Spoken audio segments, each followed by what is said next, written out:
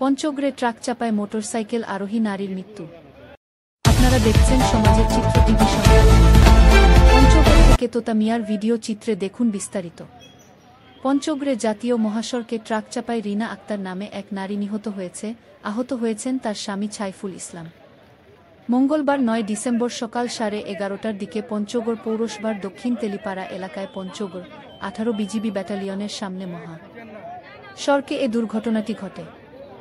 জানা গেছে, নিহত রিনা দেবীগঞ্জের মুন্সিপাড়া এলাকার বাসিন্দা।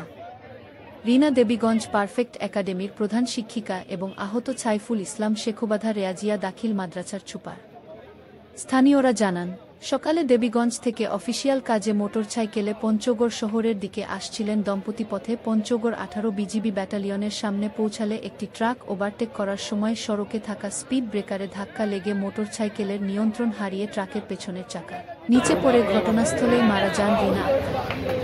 খবর পেয়ে ফায়ার সার্ভিস ও পুলিশ মরদেহ উদ্ধার করে। এদিকে দুর্ঘটনার প্রতিবাদে ক্ষুব্ধ এলাকাবাসী অবৈধ স্পিড ব্রেকার অপসারণের দাবিতে প্রায় 1 ঘণ্টা সড়ক অবরোধ করে। খবর পেয়ে পঞ্চগড় জেলা প্রশাসক কাজী ছায়ামুজ্জামান ঘটনাস্থলে গিয়ে প্রয়োজনীয় ব্যবস্থা নেওয়ার আশ্বাস দিলে বিক্ষুব্ধরা সড়ক অবরোধ তুলে নেয়। সমাজের চিত্র টিভি সংবাদের সাথে থাকার জন্য ধন্যবাদ।